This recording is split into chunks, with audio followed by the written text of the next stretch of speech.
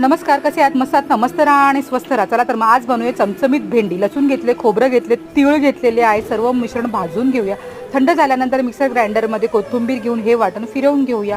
आपल्या वाटणामध्ये आपण घरचा मसाला, घरगुती मसाला, हळद घेतलेली आहे, कांदा लसूण मसाला घेतले, धने पावडर, जिरा पावडर, मीठ घेतलेलं आहे. त्याच्यानंतर शेंगदाण्याचा कूट घेतलेला आहे. थोडंसं तेल टाकूया, त्याच्यामध्ये मिश्रण व्यवस्थित एकजीव होईल. आणि नंतर इथे भेंडी स्वच्छ धुवून कापून घेतलेली आहे, मध्ये चीर करून घेतलेली आहे. आपल्याला भरलेली भेंडी बनवायची. सर्व मिश्रण या भेंड्यांमध्ये भरून घेऊया व्यवस्थित. असं तुम्ही बघू शकता पूर्ण मिश्रण आपण भेंड्यामध्ये भरून घेतलेलं आहे.